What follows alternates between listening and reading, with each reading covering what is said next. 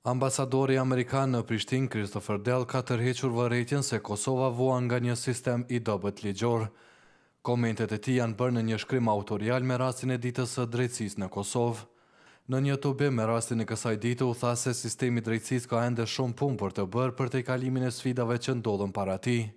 Ushtruesi detyrës së presidentit të Kosovës Jakub Krasniqi tha se drejtësia ndodhet para sfidës së reformave rëndësore. Kosova, tha ai, duhet të jetë shteti i së drejtës. Kosovës më shumë se kur i duhet një drejtësi kredibile, e pastër moralisht, profesionalisht dhe efektive. Ajo duhet të përbëj hallkën kryesore të luftës kundër korrupsionit dhe krimit të çdo natyre. Këtë luftë, ajo duhet ta nisë nga radhët e veta, për të mbrojtur organet e drejtësisë nga dukuri korruptive dhe kriminale. Muharrem Shala nga Këshilli Gjyqësor i Kosovës tha se sistemi përballet ende me shumë vështirësi, përfshirë edhe trashëgiminë e lëndëve të pasgjidhura. Statistika e fundit tregojnë se ka mbi 200.000 lëndë të pakryera, por që nuk do të thotë që të gjitha janë të vjetra.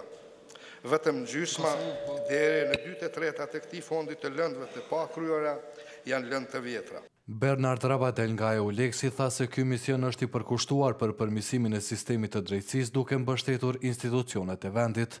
Nevertheless, some important challenges remain to be tackled, such as corruption and organized crimes. Sidoqoftë, disa sfida të rëndësishme mbeten për të zgjidhur, siç janë korrupsioni dhe krimi i organizuar në të gjitha nivelet, garantimi i pavarësisë së prokurorëve dhe gjykatësve dhe ndërtimi i një sistemi shumë etnike të paanshëm të bazuar në parimet e qëndrueshme të sundimit të ligjit, tha ai.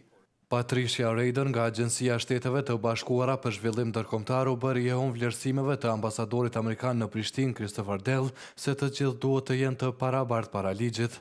Ajo përsëriti për kushtimin e qeverisë amerikane për përmirësimin e sundimit të ligjit në Kosovë. E di që kjo nuk është një punë e lehtë, por jam këtu për t'ju siguruar se Kosova nuk është e vetme në përpjekjet e saj për të përmirësuar drejtësinë, tha ajo. Këtë përkushtim e ka shprehur edhe ambasadori Dell në një shkrim autorial në të cilën nënvizon se sistemi i dobët ligjor do të thotë që demokracia e re e Kosovës është e dobët dhe që ajo të mbijetojë, ka ardhur koha që të hiqet vëmendje nga cikli i pafundit i zgjedhjeve dhe që vendi të merret me sundimin e ligjit, qeverisjen e mirë dhe rritjen ekonomike. Që përparimit të arrihet duhet një qeveri e përqendruar, e ndershme, e fryshme që respekton ligjin, e cila do të përqendrohet në rritjen ekonomike dhe në sundimin e ligjit gjatë 4 viteve të ardhshme. Në një qeveri të tillë nuk ka fare vend për individ që besojnë se janë mbi ligjin ose për të cilët ka dyshime zyrtare se kanë shkelur ligjin. Për Zërin e Amerikës, Leonard Shehu, Prishtinë.